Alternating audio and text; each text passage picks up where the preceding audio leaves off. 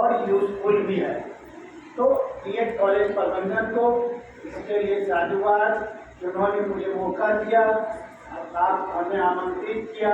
इस मुद्दे पे, इस टॉपिक पे आपस में शेयर करने के लिए। लेकिन शेयर से हम लोग कितने लाभान्वित हों, ये हम लोग प्रयास करेंगे। हम लोगों ने keynote speaker professor Subhash Chandra राय सर की बहुत सारी बातें डिटेल्स में सुनी और उन्होंने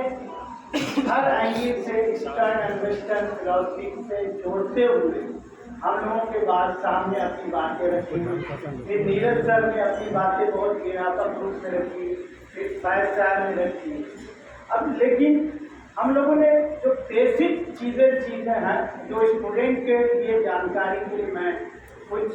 हमारे पास चैलेंजेस हैं उसको हम लोग हाईलाइट करेंगे। जैसे कि हम लोग सबसे पहले हम लोग देखेंगे 1993 में एक इंटरनेशनल कमीशन का गठन किया गया,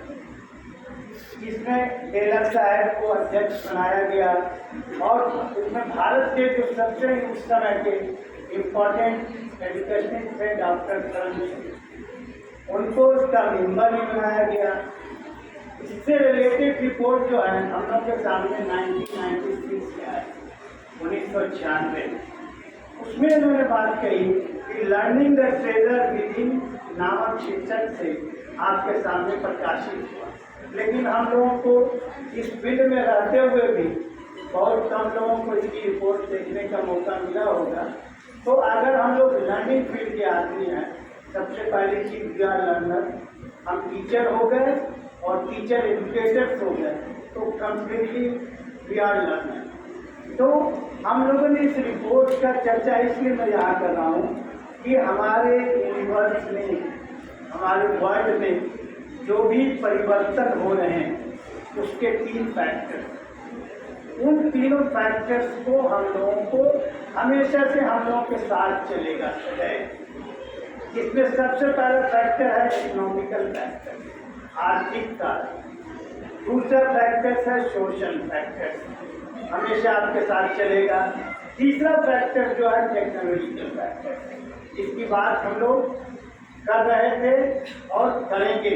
क्योंकि हम लोग टेक्नोलॉजी बेस्ड बातें अभी फैक्ट साहब ने बताई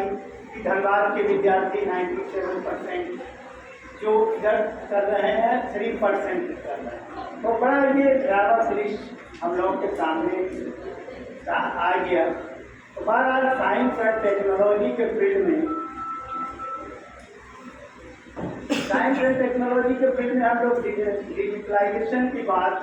बेसिक तौर पर करते हैं। इसमें हम एजुकेशन सिस्टम की बातों को किस तरह से टीचिंग लर्निंग प्रोसेस में और कैरिकुलम डेवलपमेंट में या एजुकेशन का जब असेसमेंट करेंगे या उसका इवैल्यूएशन करेंगे या फिर उसके साथ आज एक बड़ा शब्द चला हुआ है नियोजन, प्लानिंग करेंगे और उससे जो शैक्षिक नवाचार जो आपके एजुकेशनल इनोवेशंस आएंगे सभी में टेक्नोलॉजी का काफ़ी महत्व बढ़ गया, हम सारे लोग जान रहे हैं। तो ये सारी चीज़ जो है हमारे लिए अब शैक्षिक प्रक्रिया या शैक्षिक सेवाएं क्या हो गई, एक डिजिटल का रूप ले ली, यानी डिजिटलाइज हो गई। और आप भी अभी हम लोग 4 इयर्स बीएड इंटीग्रेटेड में BA BSc BCom BEd integrated में अप्लाई कर रहे हैं, तो उसमें भी बता दिया कि आप ऑनलाइन जो अप्लाई करेंगे आपको no need of hard copy, आपको हार्ड कॉपी सेंड करने की जरूरत नहीं, यानी वो इस आपकी सॉफ्ट कॉपी के मार्फत से ही आपकी सारी चीज़ों का अवलोकन करते हैं, आपकी कॉलेज का, आपकी संस्था का, आपकी यूनिवर्सिटी का वो अवलोकन करते हैं। अब हम सारे लोग जानते हैं कि हम लोग झारखंड के अंदर में, ये झारखंड की स्टेट यूनिवर्सिटी है, विनोबा भावे यूनिवर्सिटी से कट करके विनोद बिहारी महतो पूर्वांचल यूनिवर्सिटी पर। तो हम लोग बहुत पुराने नहीं, 2000 में झारखंड का निर्माण हुआ, तो ये बहुत पुरानी बात नहीं हुई, लेकिन फिर भी 24 साल हो गए या होने जा रहे हैं। लेकिन हमारे सामने जो विकास की समस्याएं हैं या चुनौतियां हैं जो समावेश हम लोग के सामने दिख रही है, तो उसमें हम लोग जैसे कि झारखंड जो है प्राकृतिक दृष्टि से, नेचुरल रिसोर्सेज से भरा पड़ा है। हम सारे लोग संपन्न हैं, लेकिन फिर भी बैकवर्ड स्टेट के कैटेगरी में आज भी खड़े हुए हैं, यानी पीछे राज्य की श्रेणी में आज भी हम लोग खड़े हैं। अब हम लोग देखेंगे कि शैक्षिक जो परिदृश्य है उसको किस तरह से हम लोग साक्षरता के मामले में भी पूरी तरह आगे से नहीं बढ़ पाए हैं, काफ़ी निचले पायदान पर हैं हम लोग साक्षरता लिटरेसी में, क्योंकि हम जान रहे हैं कि हमारे यहाँ ट्राइबल बेल्ट है, जनजाति बहुल क्षेत्र काफ़ी है, जिसमें 25% यानी 25% से भी कम लिटरेसी बहुत सारे इलाकों में है।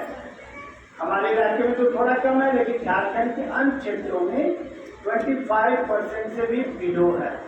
तो हम राज्य की जो शैक्षिक व्यवस्था है उसको भौतिक संसाधनों के साथ जोड़ करके, जो मानव का जो संसाधन है, ह्यूमन रिसोर्सेज है,